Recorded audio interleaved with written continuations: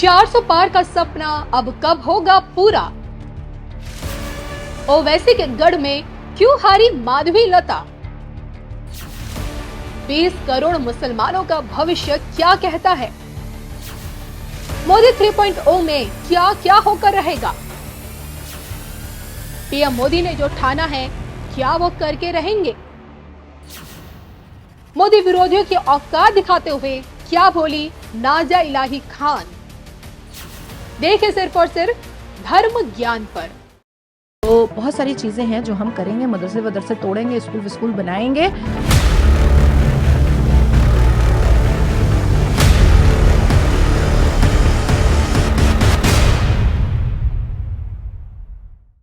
अच्छा, आपने कहा कि बशीरहाट का जैसे आपने जिक्र किया या 2-3 सीटों का आपने जिक्र किया, पुरानी बातों का जिक्र किया कि आप गई तो वहां पर वोट डाइवर्ट हुआ। हैदराबाद में वो स्थिति नहीं दिखी। हालांकि माधवी लता ने बहुत अच्छा कॉम्पीट किया, क्योंकि अगर हम देखें 84 से AIMIM का वो गढ़ है, तो वहां से ओवैसी को हराना थोड़ा सा मुश्किल था, लेकिन माधवी लता ने अच्छा किया। लेकिन उम्मीद थी कि मुस्लिम लड़कियां आगे निकलेंगी, वहां के जो लोग हैं वो आगे निकलेंगे, उनको वोट देंगे। वो थोड़ा सा कहीं ना कहीं लैक डाउन हुआ। वहां पर क्या वजह मानती हैं आप? तो वहां जा चुकी हैं ना? हाँ बिल्कुल, मैंने तो बाज़ाब्ते पूरी कैंपेनिंग की है और मुसलमानों के साथ ही मैंने कैंपेनिंग की उनकी। देखिए, हमारे देश में 20 करोड़ आबादी है मुसलमानों की, नम्रता। 18 करोड़ इस्लामिक मुसलमान हैं और 2 करोड़ संवैधानिक मुसलमान हैं। जो इस्लामिक मुसलमान हैं वो बाबर और औरंगजेब के फॉलोअर हैं। जो मुसलमान पिता अपनी बेटी को निकाह मसियार के नाम पर बेच सकता है, जो मुसलमान पिता अपनी बेटी को बेआबरू बेइज्जत होता हुआ 3 तलाक पे देख सकता है, जो मुसलमान पिता अपनी आंखों के सामने हलाला जैसा घिनौना अपराध करते हुए बेटी को नंगा होते हुए देख सकता है, जो मुसलमान पुरुष टकाटक 1 लाख रुपए के लिए हिजाबन महिलाओं को रोड पे बाजार पे खड़ा कर सकता है, वो चंद पैसों के लिए क्यों नहीं ओवैसी को वोट कर सकता है? क्यों नहीं कर सकता है? 40 साल का गढ़ है, समय लगता है। और जो माधवी लता जी ने जो वहां पर बहुत खूबसूरत कार्य किया है, बहुत खूबसूरत, पर नेता के रूप में, एक महिला नेत्री के रूप में वो पहली बार उतरी ना। उससे पहले तो वो सोशल एक्टिविस्ट थी, उससे पहले वो एक फिलैंथ्रोपिस्ट थी। पहली बार वो नेता के रूप में उतरी और भारतीय जनता पार्टी का उन्होंने पट्टा पहना, तो उसके हिसाब से भी एक मुसलमानों में अरे भारतीय जनता पार्टी ज्वाइन कर ली, तो वो भी उनके दिमाग में आ जाता है। तो मुझे ऐसा लगता है कि जिस हिसाब से मैंने आपको आंकड़े बताए हैं कि 18 करोड़ इस्लामिक मुसलमान, इनको भी चेंज होते होते थोड़ा समय लगेगा और हिसाब किताब अब 2029 तक में पूरा होगा। No if no but, no jail no bail, अब एकदम सीधा डायरेक्ट हिसाब होगा। और आने वाले 2029 में माधवी लता जी का इंटरव्यू आप खुद करेंगी कि वो जीत गई। चलिए, उम्मीद करते हैं। अगर नाजिया इतनी क्या कहते हैं कॉन्फिडेंस से अगर कह रही हैं तो देखना होगा। मैंने तो ग्राउंड देखा। हाँ, इसीलिए मैंने कहा, क्योंकि आप तो ग्राउंड पर रही हैं। अगले 5 साल में, फिलहाल तो मैं अगले 10 दिन की अगर बात करूं तो ऑफ कैमरा आपने मुझसे कहा कि बहुत कुछ देखने को मिलेगा। ऑन कैमरा बताएंगे अगले 10 दिन में क्या कुछ देखने को मिलेगा? आपने मुझे न्यूज रिपोर्टर के लिहाज से कहा कि तुम्हें खबरें मिलेंगी, या फिर कुछ ऐसे फैसले लिए जाएंगे अगले 100 दिनों में या अगले 2-3 महीनों में कि हिल जाएगा इंडिया गठबंधन, या देश की जनता देखेगी? मुझे लगता है कि आने वाले 20 दिनों में इतने अटल और इतने कड़क फैसले लिए जाएंगे भारतीय जनता पार्टी में मोदी जी के नेतृत्व में कि इंडी गठबंधन हिल जाएगी और मुसलमानों को एक बार फिर से सोचना पड़ेगा कि भैया लाभ तो ले लिए इतनी योजनाओं का, उसके बाद शब्दावली का ध्यान रखना चाहिए था एटलीस्ट।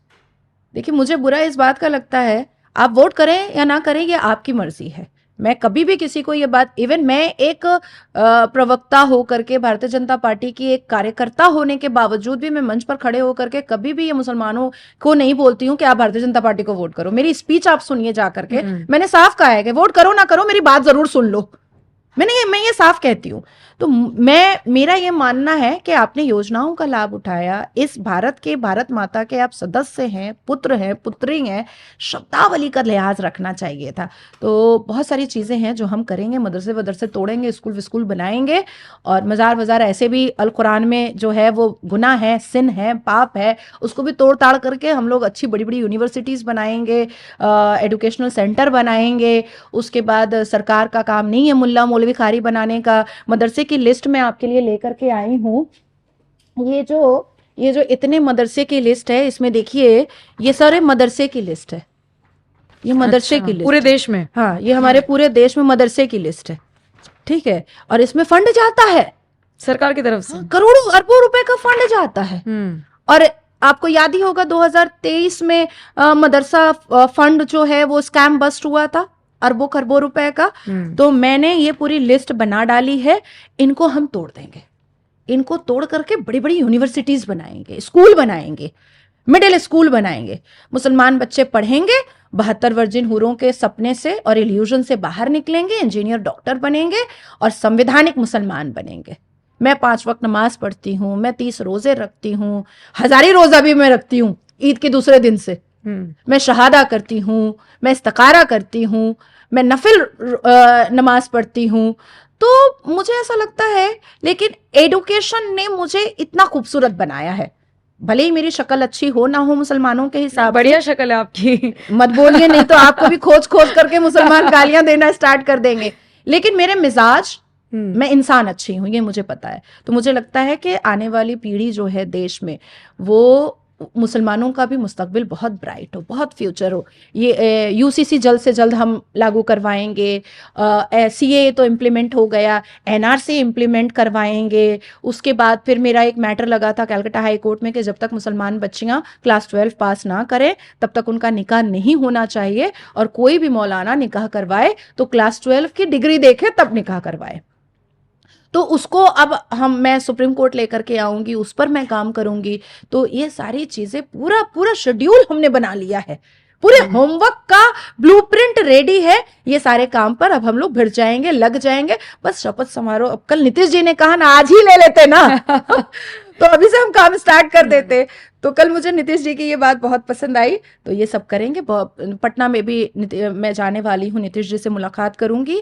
पटना में कई ऐसे हॉस्पिटल्स हैं जो हॉस्पिटल और घर एक साथ है, इलीगल हॉस्पिटल्स है, तो उसको भी तोड़वाना है। या तो हॉस्पिटल रखो या तो घर रखो। तो ऐसी बहुत सारे इंपॉर्टेंट स्टेप्स हैं जिसका ब्लूप्रिंट रेडी है, जिसका होमवर्क रेडी है, वो हम लोग